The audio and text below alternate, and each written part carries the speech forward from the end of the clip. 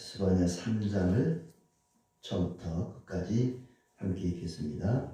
패역하고 더러운 곳 포악한 그 성읍이 화했을진저 그가 명령을 듣지 아니하며 교훈을 받지 아니하며 여호와를 의뢰하지 아니하며 자기 하나님에게 가까이 나아가지 아니하였도다. 그 가운데 방백들은 부르짖는 사자요 그의 재판장들은 이튿날까지 남겨두는 것이 없는 저녁 일이요 그의 선지자들은 경솔하고 간사한 사람들이요 그의 제사장들은 성소를 더럽히고 율법을 범하였도다. 그 가운데에 계시는 여호와는 의로우사 불의를 행하지 아니하시고 아침마다 빠짐없이 자기의 공의를 비추시거늘 불의한 자는 수치를 알지 못하는도다. 내가 여러 나라를 끊어버렸으므로 그들의 망대가 파괴되었고 내가 그들의 거리를 비게 하여 지나가는 자가 없게 하였으므로 그들의 모든 성읍이 황폐하며 사람이 없으며 교주할 자가 없게 되었느니라. 내가 이르기를 너는 오직 나를 경외하고 교훈을 받으라. 그리하면 내가 형벌을 내리기로 정하기는 하였지만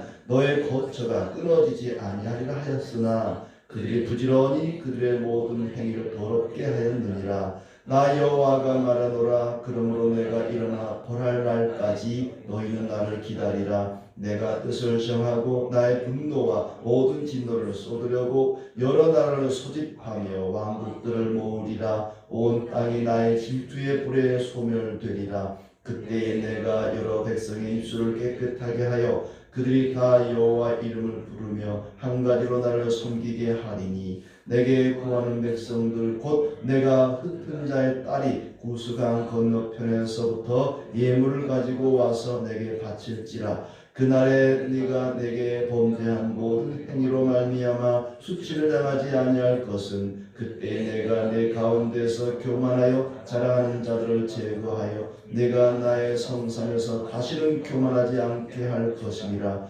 내가 공고하고 가난한 백성을 내 가운데 남겨두리니 그들이 여호와의 이름을 의탁하여 보호를 받을지라. 이스라엘의 남은 자는 악을 행하지 아니하며 거짓을 말하지 아니하며 입에 거짓된 혀가 없으며 먹고 누울지라도 그들을 두렵게 할 자가 없으리라. 시온에 따라 노래할지어다. 이스라엘아 기쁘게 부를지어다. 예루살렘 따라 전심으로 기뻐하며 즐거워할지어다. 여호와가 내 형벌을 제거하였고 내 원수를 쫓아냈으며 이스라엘 왕 여호와가 내 가운데 계시니 네가 다시는 화를 당할까 두려워하지 아니할 것이라. 그날에 사람이 예루살렘에 이르기를 두려워하지 말라. 시온아 내 손을 늘어뜨리지 말라. 너희 하나님 여호와가 너희 가운데에 계시니 그는 구원을 베푸실 전능자이시라. 그가 너로 말미암아 기쁨을 이기지 못하시며 너를 잠잠히 사랑하시며 너로 말미암아 즐거이 부르며 기뻐하시리라 하리라. 내가 절기로 말미암아 근심하는 자들을 모으리니 그들은 내게 속한 자라. 그들에게 지워진 짐이 치욕이 되었느니라. 그때 내가 너를 괴롭게 하는 자를 다 벌하고 저는 자를 구원하며 쫓겨난 자를 모으며 온 세상에서 수욕을 받는 자에게 칭찬과 명성을 얻게 하리라. 내가 그때에 너희를 이끌고 그때에 너희를 모을지라. 내가 너희 목전에서 너희의 사로잡힘을 돌이킬 때에 너희에게 천하 만민 가운데에서 명성과 칭찬을 얻게 하리라. 여호와의 말이니라. 아멘. 주님의 은혜 가운데 즐겁고 복된 날 되기를 축복합니다. 계속 이어서 예루살렘과 온 세상에 임할 하나님의 진노, 하나님의 징벌에 대한 심판에 대한 말씀을 하시고 동시에 남은 자들에 대한 구원의 말씀을 하고 있습니다. 그러니까 성경은 늘 이 두 가지가 동시에 말씀되어지고 있습니다. 하나님의 심판과 또 하나님의 구원의 메시지죠. 1절부터 8절까지는 심판의 말씀입니다. 유다뿐만 아니라 온 주변 나라들, 온 세상을 심판할 것이다. 그들의 죄악 때문에 심판을 받게 될 것이다 하는 말씀이고 9절부터 마지막 절까지는 하나님께서 그들 가운데 남은 자와 온 세상에 구원의 은혜를 베푸실 것을 예언하는 말씀입니다. 먼저 심판의 말씀부터 한번 보도록 하죠. 1절부터 보면 패역하고 더럽고 포악한 성읍, 예루살렘이라고 뒤에 나오죠. 그 예루살렘에 화가 있을 것이다. 그들의 죄는 뭐냐? 2절에 명령을 듣지 아니하며, 하나님의 명령이겠죠. 교훈을 받지 아니하며 여호와를 의뢰하지 아니하며 자기 하나님에게 가까이 나아가지 아니하였도다. 아니한 것이 그들의 죄입니다. 나중에 뒤에 보면 알겠지만은 이제 하나님께서 우리를 새롭게 하시면, 그 백성을 새롭게 하시면 그 반대가 되죠. 하나님의 명령을 듣고 교훈을 듣고 또 하나님을 의지하고 하나님께 가까이 나아가는 백성으로 바뀌어집니다. 아무튼 그것이 그들의 죄였습니다. 방백들은, 백성의 지도자들은 부르짖는 사자와 같고, 재판장들은 먹이를 아침까지 남겨놓지 않는 그런 저녁 이리와 같고, 선지자들은 경솔하고 간사하고 사람들 눈치나 살피면서 제대로 된 말씀을 전하지 않고 사람들 입맛에 맞는 달콤한 메시지만 전하는 그런 선지자들, 또 제사장들은 성소를 더럽히고 율법을 범하고, 종교 지도자, 정치 지도자, 아주 지도자들이 이렇게 백성들을 잡아먹는 그런 사악한 자들이었기 때문에 망할 수밖에 없다는 것이죠. 또 5절에 하나님 끊임없이 그들 가운데 계시면서 의로우사 불의를 행치 아니하시고 아침마다 빠짐없이 공의를 비추시는데 그들은 수치를 알지 못했다. 하나님께서는 매일같이 은혜를 베푸시고 그들이 어떤 길로 가야 할지, 어떻게 살아야 할지 말씀하시는데도 그들은 악을 행하고 부끄러운 줄을 모르고 그렇게 살았다. 그래서 하나님께서 여러 나라를 파괴하였다. 황폐하고 거주할 자가 없게 하였다. 6절에 내가 여러 나라를 끊어버렸으므로, 여러 나라를, 유다만 아니고 블레셋만 아니고 이방인도 유대인도 여러 나라를, 악한 자들을 그렇게 끊어버리고 파괴하고 황폐하게 하였다. 그러면서 하나님께서 계속해서 반복해 왔던 것이 뭐냐면, 너희는 나를 경외하고 교훈을 받으라. 내가 형벌을 내리기로 작정을 했지만 거처가 끊어지지는 않게 할 것이다. 내 말을 듣고 내 교훈을 따르기만 하면 너희가 완전히 파멸되지는 않을 것이다 라고 말했지만 그들은 부지런히 모든 행위를 더럽게 하였다. 하나님께서 내가 너희를 벌하기로 작정을 했지만 너희가 내 교훈을 받고 따르기만 하면 내가 너희의 거처를 없애지는 않을게. 그렇게 말했는데도 불구하고 그들은 여전히 모든 행위를 더럽게 하였다. 그래서 8절에 기다리라. 나를 기다리라. 니들 딱 기다려. 내가 너희를 다 혼내줄 거야. 그런 말이죠. 딱 기다려라. 내가 일어나 벌할 날까지 나를 기다리라. 뜻을 정하고 분노와 진노를 쏟으려고 여러 나라를 소집하며 왕국들을 모으리라. 온 땅이 질투의 불에 소멸되리라. 이 말씀을 보니까 그런 생각이 들어요. 하나님께서 악한 모든 나라를 다 불태워버리기 위해서 마치 장작개비를 숲속에 가서 나뭇가지를 하나하나 주워다가 무더기를 만들어 놓고 거기다 휘발유를 끼얹고 그냥 불을 확 질러버리는 것처럼 내가 모든 사악한 자들을 다 모으리라. 그리고 질투의 불을 붙여서 소멸하겠다. 모두 불태워버리리라. 그런데 9절에 이제 반전이 일어납니다. 그때에 우리 스바냐서를 읽으면서 1장에서는 7절, 2장에서는 3절 이렇게 핵심 구절이 있었다면 3장에서는 이 구절이 핵심 구절이 되겠습니다. 대반전이 일어납니다. 그때에 마치 장작개비를 다 모아놓고 불을 질렀는데 이제 불이 타들어가는데 그 중에 몇 개를 하나님이 얼른 끄집어낸 것 같은, 우리는 타다 남은 부지깽이가 맞습니다. 타다 남은 장작개비들이 맞아요. 얼른 끄집어내서 하나님께서 그들을 깨끗하게 다시 하겠다는 약속을 주십니다. 그때 내가 여러 백성의 입술을 깨끗하게 하여 그들이 다 여호와 이름을 부르며 한 가지로 나를 섬기게 할 것이다. 하나님이 심판하시는 그때에 진노를 쏟아 붓는 질투의 불로 그들을 소멸하던 그 여호와의 날이라고 불리는 그때에 여러 백성의 입술을 깨끗하게 하여, 유다 백성만 아니고 여러 백성이라 그랬습니다. 여러 백성의 입술을 깨끗하게 하여 여호와의 이름을 부르며 한 가지로 나를 섬기게 하리라. 하나님께서 세우실 새로운 백성의 모습입니다. 유다 백성만이 아니라 다양한 백성들을 구원하겠다. 그 덕분에 우리가 구원을 받게 된 것입니다.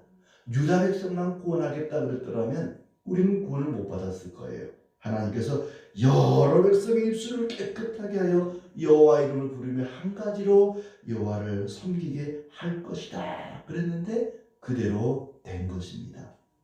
하나님이 흩어버린 자들의 딸이 예물을 하나님께 바치도록 할 것이다. 그날의 범죄한 행위로 수치를 당하지 않을 것이고 교만한 자를 제거하여 다시는 교만하지 않게 할 것이다. 누가? 하나님이 그렇게 하겠다는 것입니다. 사람들이 그렇게 변할 것이라고 말하지 않고 하나님이 그렇게 만들어 버리겠다는 것입니다. 이스라엘 백성들이 또 이방인들이 자기들의 힘과 노력으로 그렇게 하나님을 찬양하고 경배하고 섬기고 교만을 버리고 한 것이 아니고 하나님이 그렇게 만들어 버리겠다는 것입니다. 또 이스라엘의 남은 자에 대해서 12절에 이야기하죠. 내가 곤고하고 가난한 백성을 내 가운데 남겨두리니 그들이 여호와 이름을 의탁하여 보호를 받을 것이다. 그 전까지는 이스라엘이 너무 부유했습니다. 너무 강했습니다. 그래서 그들은 하나님을 의지하지 않았죠. 이제는 새로운 백성은 내가 곤고하고 가난한 백성으로 남겨둘 것이다.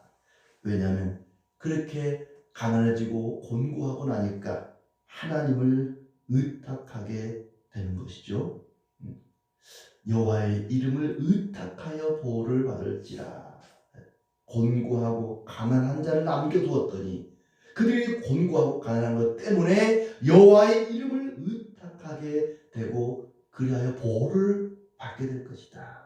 그 남은 자는 악을 행하지 아니하며 거짓을 말하지 아니하며 두렵게 할 자가 없을 것이다. 그러니 이제 남은 자들아 기뻐하고 즐거워하고 노래하라.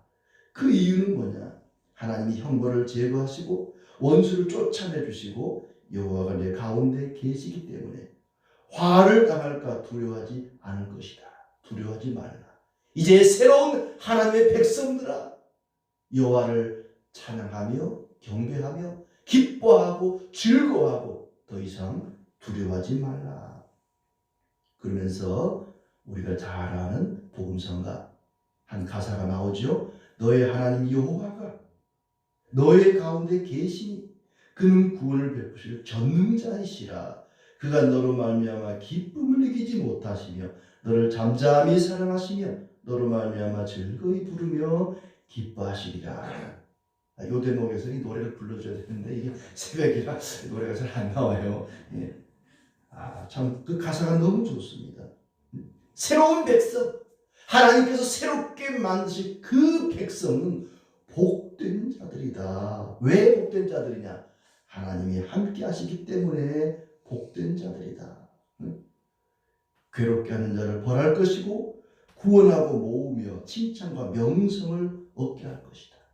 새로운 하나님의 백성들은 곤고하고 가난하겠지만 하나님이 함께 하시기 때문에 복된 자들이다. 성도의 또 다른 이름은 복댕입니다. 복댕이. 성도의 또 다른 이름은 우리는 다 복댕이들이에요. 여호와가 함께 하심으로 복을 받은 자들이라는 얘기입니다. 우리를 지켜주시고 함께 하시겠다고 약속하십니다.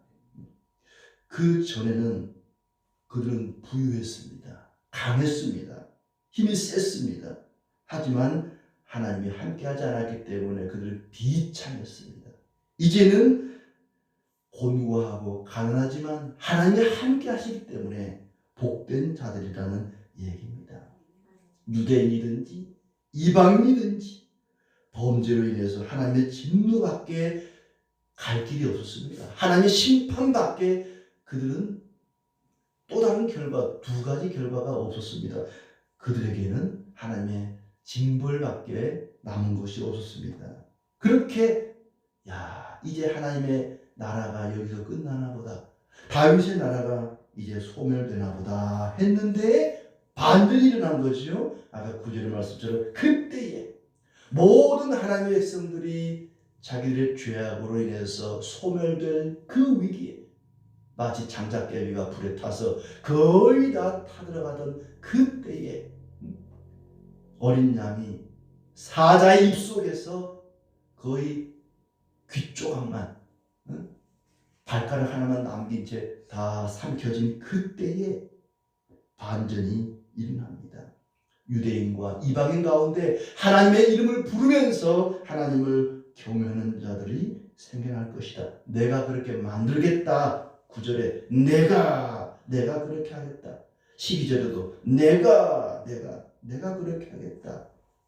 아니, 하나님 처음부터 그렇게 하시지, 죄 짓지 않게 하시고 괴로움 당하지 않게 하시고 처음부터 유대인이든지 이방이든지 그냥 하나님 찬양하고 경배하고 하나님 잘 섬기는 그런 백성으로 처음부터 만들어 버리시지, 왜 이런 고난을 겪게 하시고 왜 이런 고초를 겪게 하신 다음에 그렇게 새로 만들겠다고 말씀하십니까? 왜 그러는가? 하나님께서 이스라엘 백성들이 애굽에서 나왔을 때 광야 거치지 않고 곧바로 그냥 가나안 땅 들어가게 하시지, 일주일이면 갈 수 있는 그 길을 왜 40년 동안이나 고생하면서 개고생을 하면서 광야 생활한 다음에 들어가게 했겠습니까?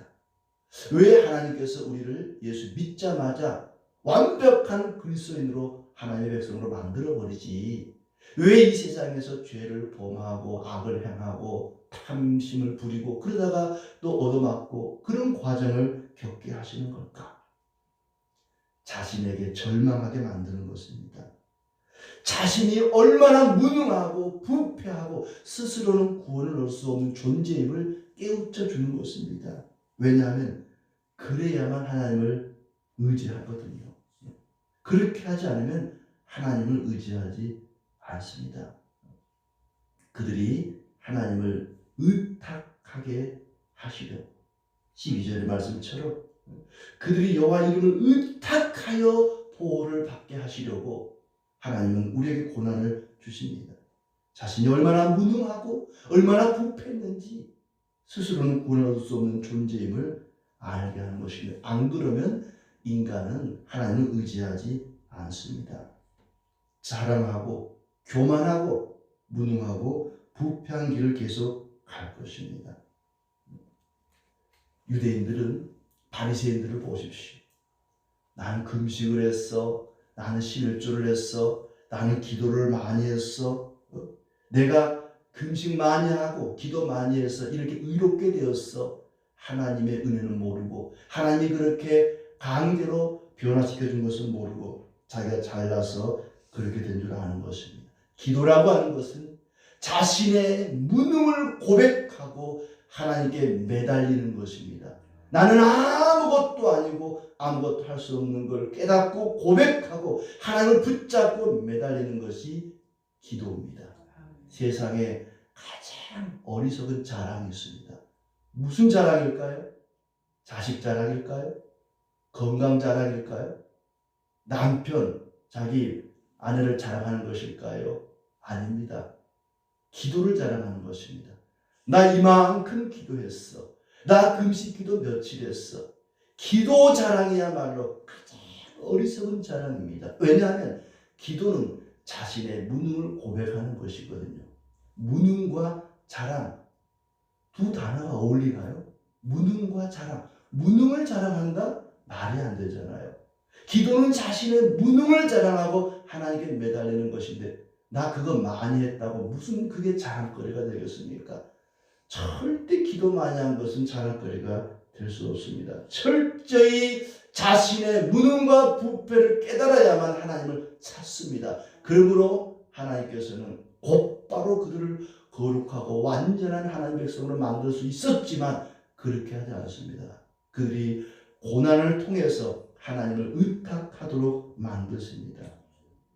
탕자처럼, 탕자가 아버지를 떠나서 주엽 열매를 먹으면서 가장 인생의 밑바닥까지 내려가고 나니까 아버지를 찾지 않습니까? 아버지 집이 생각나지 않습니까? 아버지는 그 아들이 깨달을 때까지 기다려 주셨습니다. 그때에 비로소 십자가 위에 그리스도가 보이는 것입니다. 11절에 다시 끝에 보면 성도는 교만하지 않습니다. 성도의 특징은 교만하지 않다는 것입니다. 자기 어떤 것도 의지하지 않고 항상 자신을 낮추는 사람입니다. 항상 자신이 곤고하고 가난하고 내 힘으로는 아무것도 할 수 없다는 것을 알기 때문에 교만하지 않습니다. 심령이 가난한 자는 복이 있나니 천국이 저희 것이다. 이것이 그리스도인의 모습입니다.